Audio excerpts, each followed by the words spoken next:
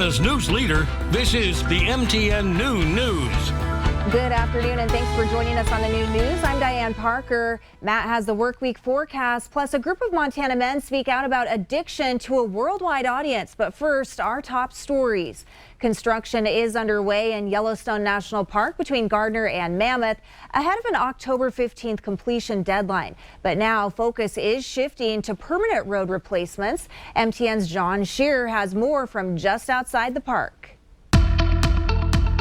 This is the new temporary road linking Mammoth and Gardner. It's due to open to the public about October 15th.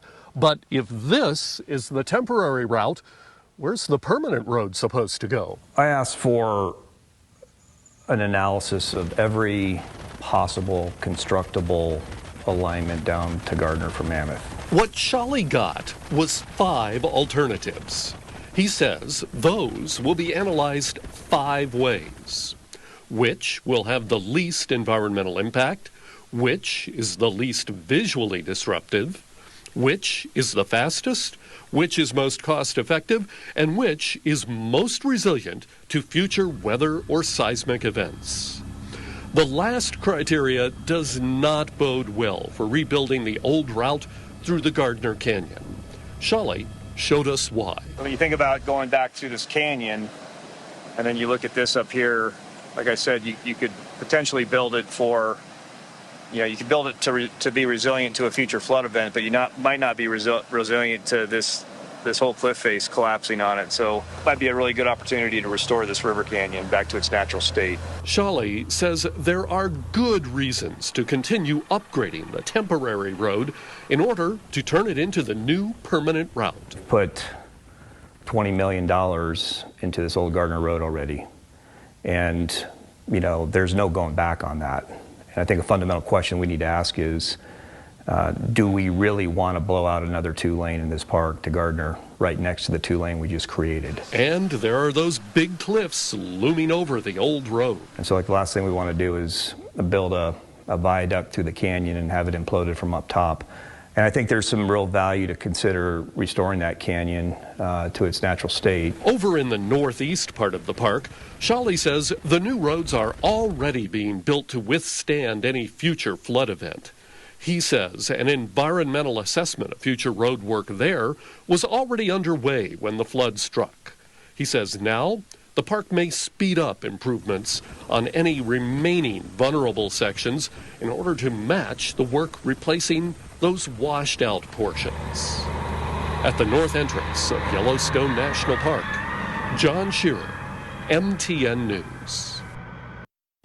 Locals in Bridger are asking whether this summer's flooding could have caused a train derailment this weekend that spilled thousands of gallons of gas. Cleanup is underway and the tracks are set to fully reopen today. Officials believe up to 31,000 gallons of gasoline spilled when 2 rail cars tipped over. BNSF is investigating what caused the derailment. That's the area that was of the railroad tracks that was highly damaged by the flood. As you saw, the road is backed up with trucks full of material. There's quite a bit of large equipment operating in the area, and we really want to protect the safety of all. South River Road will remain closed until the site is clear.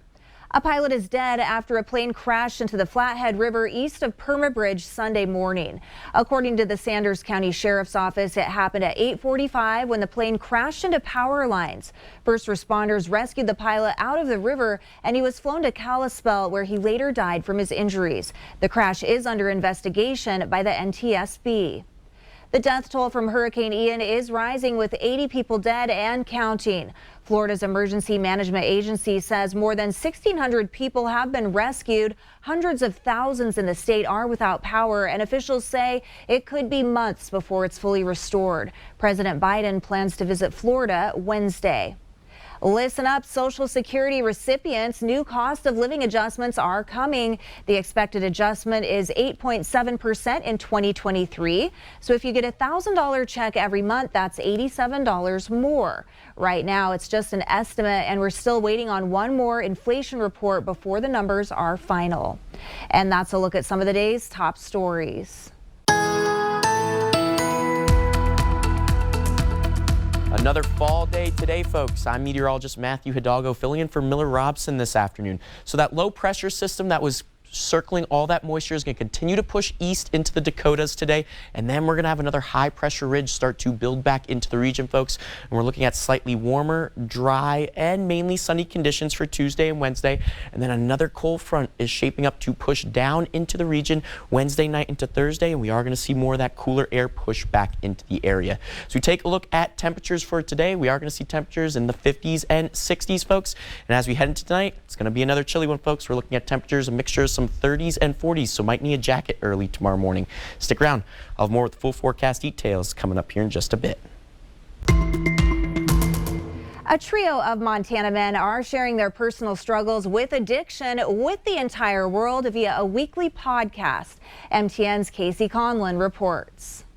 On Thursday nights, in this back hallway at the First Congregational Church in downtown Billings, you can find this room with 3 Absalica Nation members inside. For 2 years, they've been sharing their stories of addiction to try to help pull others out of the darkness.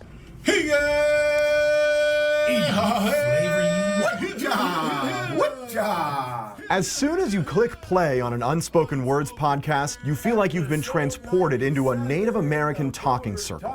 In layman's terms, it's like AA or NA. Did you bring enough for everybody?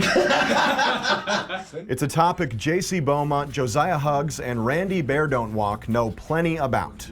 I was practicing alcoholic for like 26 years. I was drinking a half a gallon of vodka every day. I was alcoholic and a meth addict. Beaumont and Huggs met at an actual talking circle inside the church a few years ago and became fast friends.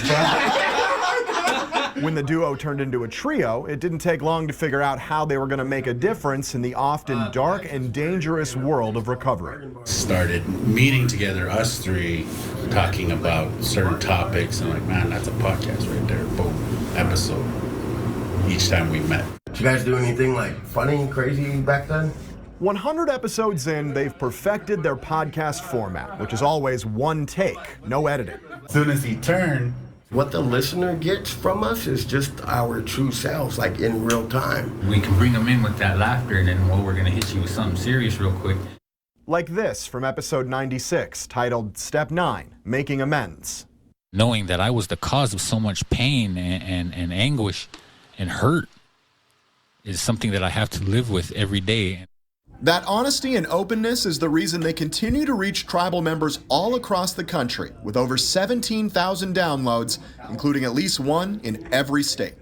The best way to try to make positive change is to show others that, hey, it's okay to be vulnerable. When we need that little extra bit of encouragement, something will come through like, hey, I'm over here on the other side of the world, other side of the country. They'll say, hey man, your story inspires us. And those are like the moments that, you know what, man, like, let's continue doing it. Let's keep going. What they're offering is another chance at life. Who couldn't get on board with that? Don't stop! In Billings, Casey Conlon, MTN News.